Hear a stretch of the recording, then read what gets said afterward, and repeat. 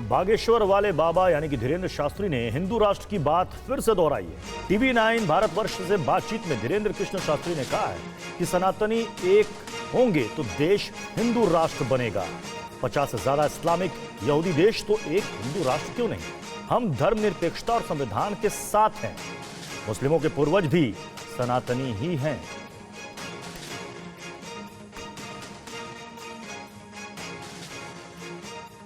पंडित धीरेन्द्र कृष्ण शास्त्री जी हमारे साथ हैं, उनसे हम बातचीत करते हैं। गुरुजी, आपका जो बयान है हिंदू राष्ट्र वाला, वो लगातार चर्चा में है और चर्चा के साथ साथ विवादों में भी है। कैसे हिंदू राष्ट्र भारत हो सकता है? हमने कहा हम सब साथ हों तो भारत हमारा हिंदू राष्ट्र। अपने ईश्वर से मंगल कामना की, सनातनियों से हमने प्रार्थना की।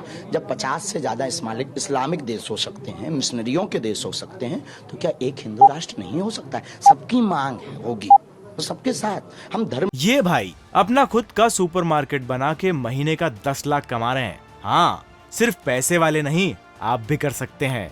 फ्रीडम ऐप को अभी डाउनलोड कीजिए। निरपेक्ष और संविधान के साथ हैं। हम संविधान से कोई दिक्कत नहीं। हमारे पूर्वजों ने संविधान स्वीकार किया, हम संविधान के खिलाफ नहीं। हम निर्णय नहीं ले रहे कि हम हिंदू राष्ट्र कर देंगे। हम ये नहीं कह रहे कि हम हिंदू राष्ट्र बना देंगे। हम ये कह रहे हैं कि हम हिंदू राष्ट्र सब मिलकर देंगे।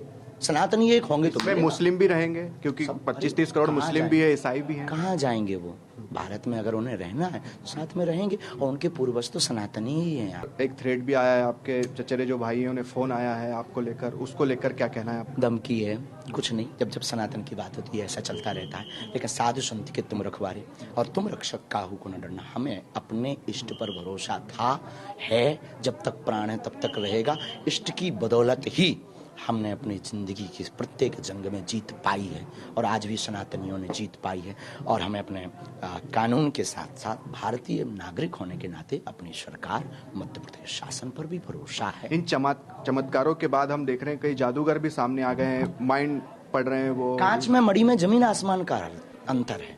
कांच मणि से ज्यादा चमकदार हो सकता है पर मणि जैसा चमत्कार नहीं कर सकता है। माइंड रीडर की एक मर्यादा है, एक लेवल है। उसको किलू चाहिए, एक व्यक्ति चाहिए, पर चमत्कार वो ठीक नहीं कर सकते हैं। मंत्र विधा के माध्यम से वो किसी को और गहराई तक नहीं जा सकते हैं। मंत्र विधा ने जो चमत्कार लीला जो बागेश्वर धाम दिखा रहे हैं वो भारत में अनेक संत कर रहे हैं, वो नहीं कर सकते हैं वो, क्योंकि बिफोर टाइम कई बार पर्चा बना करके रख दिया जाता और आपके ही पत्रकार और आप सबको कह दिया जाता कि जाओ उठा करके लाओ, आप जिसको लाओगे उसका पर्चा निकलेगा। It is not possible. Yes, संभव नहीं है। और ये कोई बालाजी की कृपा से और दिव्य शक्ति पराशक्ति सूक्ष्म जगत की कृपा से ही कर सकता, और वो हमारे सन्यासी बाबा। एक आखिरी सवाल, शंकराचार्य जी का एक बयान जोशी मठ को लेकर। साधु पर वो शंकराचार्य हमारे सनातन के प्रधानमंत्री हैं और पूजनीय हैं। हम संतों पर कोई भी टिप्पणी नहीं करेंगे। और कल ही बागेश्वर वाले बाबा ने हिंदू राष्ट्र बनाने का नारा दिया था। नेताजी सुभाष चंद्र बोस की जयंती पर धीरेन्द्र कृष्ण शास्त्री ने कहा था कि तुम मेरा साथ दो, मैं तुम्हें हिंदू राष्ट्र दूंगा। सुनिए कल उन्होंने क्या कहा था। आज के ही दिन हमारे भारत देश के ऐसे महान महापुरुष जिन्होंने अंग्रेजों के पहले ही भारत को आजाद घोषित कर दिया था, ऐसे हमारे भारत देश के वीर सुभाष चंद्र बोस जी का आज जन्म उत्सव है।